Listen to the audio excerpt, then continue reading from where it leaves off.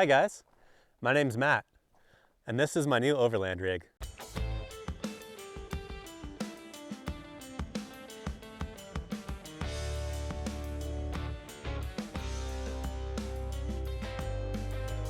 I'm excited to give you guys the full tour today, starting with the foundation, the base vehicle. This tired old mule is a 1995 Toyota T100. It's equipped with a 3.4 liter V6 engine, 5-speed manual transmission, and part-time 4-wheel drive. It is a mid-sized truck that boasts a fully boxed frame, relatively low curb weight, and relatively high cargo weight capacity. At the front of the truck, you'll find the stock bumper and grille painted black and fitted with a 42-inch light bar from Oxbeam. We don't drive at night much, but it does happen occasionally that we show up to camp late or we leave before the sun rises, and having a nice light bar will make those situations a bit safer. Underneath the vehicle, we're sitting on the stock suspension, which is an A-arm and torsion bar setup in the front, and the rear end is a solid axle on leaf springs. The truck is rolling on BF Goodrich all-terrain KO2 tires in the stock 31-1050 R15 size, and they are mounted on the stock Toyota SR5 aluminum rims. Now let's have a look at how I've modified this pickup truck into a capable and comfortable little motorhome, starting with the exterior. Mounted at the rear of the vehicle is a scrap metal DIY bumper tucked up close to the back of the camper to improve our departure angle by 8 degrees and shorten the overall vehicle length by 2 inches. Although we did find out yesterday that our departure angle is still a concern. Mounted in the rear bumper is a fresh water spigot and a swing down entry step.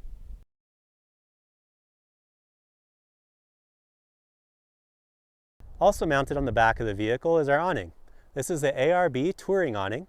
It had an 8-foot by 8-foot shade area when it was mounted on the side of our previous build, but I cut it down to a 6 by 8-foot shade area to repurpose it for the back of our new camper. The camper is a hard-sided pop-up. To raise the camper roof, I undo the 5 draw latches that secure it in the down position, then push up on the ceiling. Once the roof is in the up position, the gas struts support the weight of the roof, and I place inserts at each of the 5 pop-up guides to secure it in the up position and seal around the guides. To lower the pop-up, I remove the inserts, pull down on the ceiling handles, and secure the 5 draw latches. The entire process to raise or lower the roof takes about 2 minutes at a casual pace. With the pop-up pulled down, there is still 56 inches of headroom inside the camper, and everything except for the bed and the stove can still be used.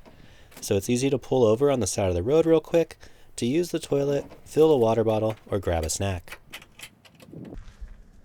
On the passenger side of the camper, we have a utility hatch.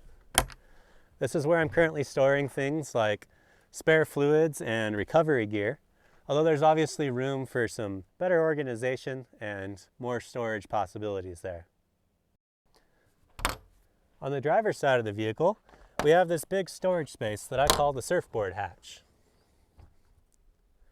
I designed it specifically to stow surfboards securely and conveniently. We have this rack up here that fits 3 boards up to 6 feet, 6 inches long. Right now we're just on a short trip up to the mountain, so no surfboards with us. But there is also lots of storage room underneath, even when there are boards in here. Right now we've got some dog food and hiking gear. Finally, on top of the camper is 400 watts of permanently mounted solar panels. All right, that wraps up the exterior. Let's have a look inside the camper.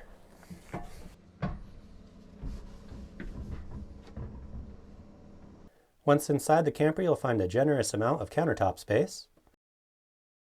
On the driver's side, we have a 2-burner stove mounted to the countertop with thumb screws so that we don't have to stow it away before we start driving, but it can be easily removed and taken outside to cook if we're in a hot climate where we don't want to heat up the camper. On the passenger side is our sink with water on demand. This water runs through a 3-stage filtration process, ending with a 0.02 micron filter, so we can get water from pretty much any freshwater source and make it safe to drink. Under the sink, we have a couple of storage drawers and our 60-liter dual-compartment Iceco fridge freezer mounted on a DIY fridge slide.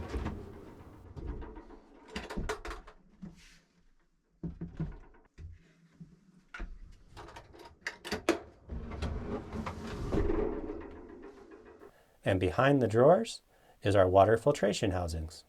Under the fridge is our 5-gallon gray water tank. This tank can be easily disconnected from the drain hose and removed from the camper, so I can empty it away from camp to avoid attracting animals with the food scraps from our dirty dishes. Next to the countertop with the sink in it is our Nature's Head composting toilet. This might seem a little weird, but I'm really excited to have a decent toilet solution after traveling without one. There were so many camping opportunities on our Central America trip that we passed by because they were not remote enough to consider a scat hole a responsible option, and we didn't have a good alternative. Looking forward in the camper, we have a permanently mounted queen bed in a north-south orientation, meaning our heads face forward and my dirty feet stay at the foot of the bed, and we don't have to climb over each other to get in or out of bed. Below the foot of the bed are 4 big drawers. The top 3 are 24 inches wide, 24 inches long, and 7¼ inches deep. They house our clothing and our dry food. The bottom drawer is 24 inches wide, 13 inches long, and 13 inches deep, and houses our pots and pans.